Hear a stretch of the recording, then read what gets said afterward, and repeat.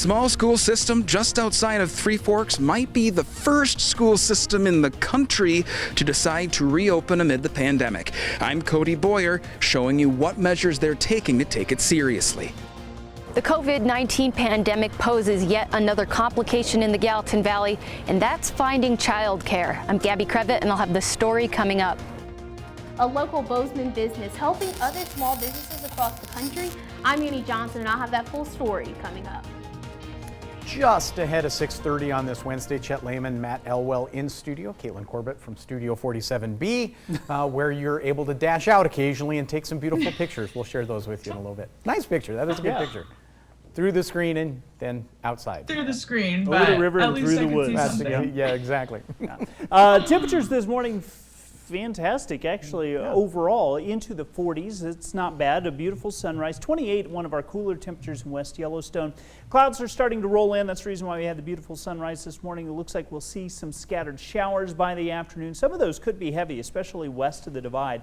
The other drawback to the day, the wind. We're going to talk more about that. We'll take a look at Caitlin's photos, your photos, everybody's photos. That's all coming up in just a little bit. I worked hard to get those photos, okay? It. Yeah. You really did. All right, time now is almost 6:31. Montana voters head to the polls in less than a month to cast ballots in the state's June 3rd primary election.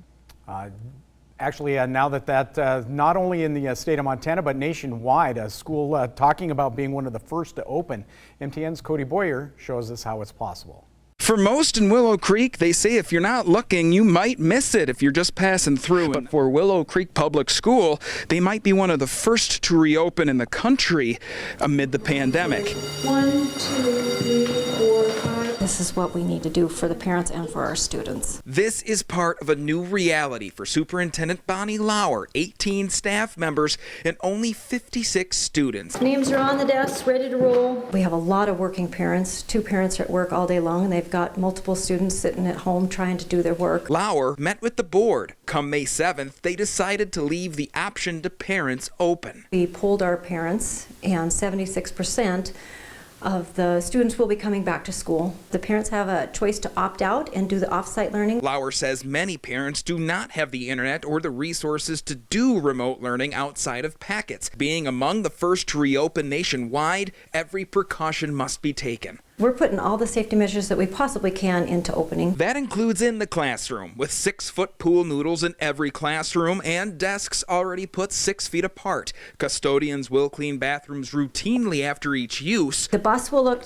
way different, obviously. The kids won't be allowed to get on the bus till they have their temperature taken. And if they have a 99 or better temperature, they won't come that day. That's their crayons, their scissors. Kindergarten teachers like Haley Hurst see reopening as a positive sign. It's important to see where your kids are going into the next year, and that's what I'm most grateful for as the school opening happens, is just to be able to assess my students. If you don't know it about kindergarten teachers, it's about being able to say goodbye. To just say goodbye and get their blankets for nap time. That's so important, such important closure, I feel like. But Lauer gets it, and she says every precaution is being watched closely. We have very small numbers, and that's the only reason we can open. In Willow Creek, Cody Boyer, MTN News. Just ahead of 6:33 now, shifting gears a bit. A Butte man faces possible burglary and attempted rape charges after illegally entering a senior living center in Butte yesterday. Jeffrey Westfall, accused of entering Big Sky Senior Living without permission about 10:30 in the evening, tried to enter at least 3 rooms in that facility. Police say he asked a female resident if she wanted a massage before officers arrived and arrested him. Westfall is on probation as a registered sex offender and remains in jail. Well, childcare is an essential service that could become even tougher to find in Gallatin County because of the COVID-19 pandemic. MTN's Gabby Crevitt tells us why. Finding affordable childcare in Gallatin Valley was already tough enough before the pandemic. Now, as things begin to start opening up and people are getting back to work, it's becoming even more complicated. We only had 35% of 0 to 5-year-olds covered with childcare in Gallatin County before the COVID-19 pandemic. And now things may get even tougher.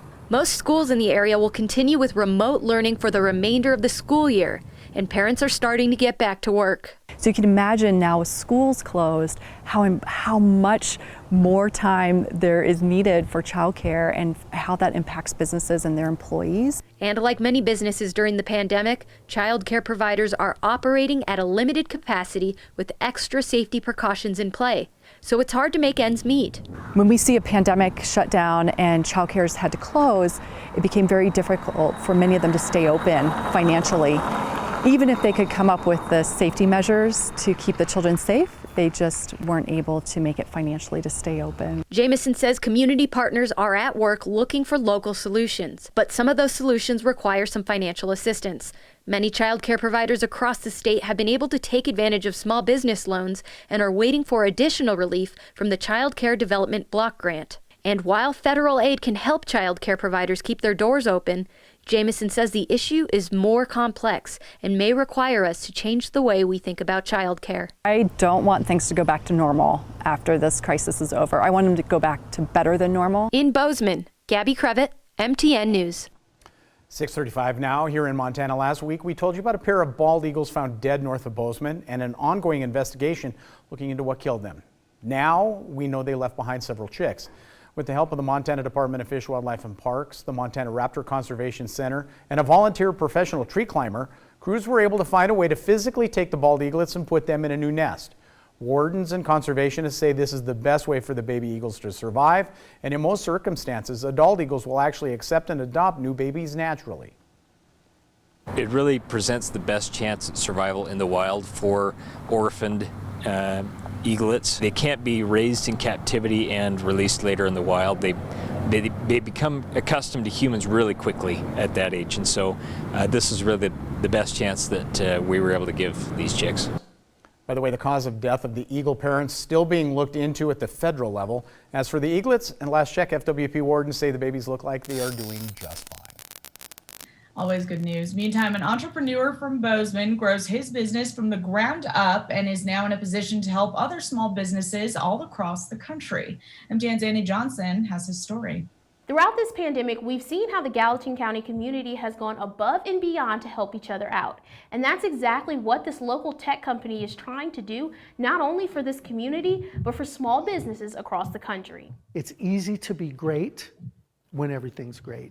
True greatness happens when everything is bad. When Jerry Natuno saw a problem, he saw the opportunity for a solution, which led him to create Schedulicity. It's an online calendar that allows your clients to very easily schedule with you anytime. John, do you ever use Schedulicity? Natuno started Schedulicity from the ground up right here in Bozeman. It was a great place to get out there, talk to these small businesses, find out what their challenges were, and then work together to create a solution, which ultimately became Schedulicity. And now the company is able to give back to small businesses across the country, especially when many businesses are suffering financially. We took our Schedulicity Cares grant program, and instead of giving away 3 $5,000 grants every month, we broke it up and we're giving away 15 $500 grants.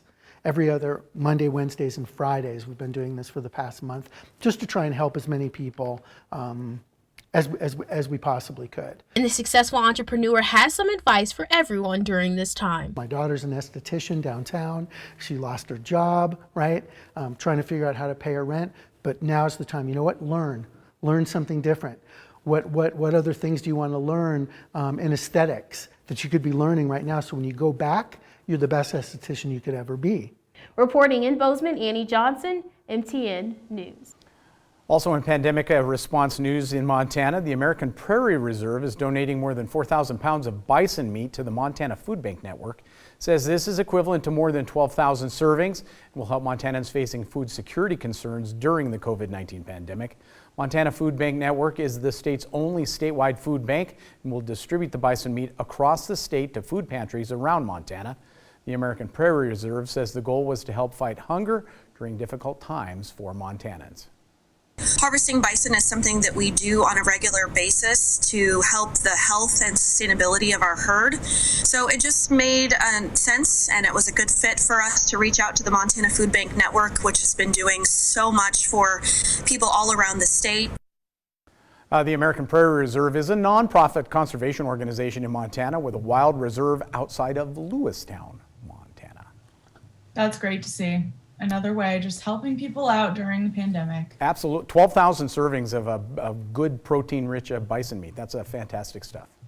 And we have more meat stories coming up, it looks like. Right? 6:39 now, we're going to take a break. Nationwide meat shortage in stores affecting products that are not meat at all. Coming up, how meat substitutes are soaring as meat stocks dwindle. But first, here's a look at what's coming up at 7 on CBS This Morning.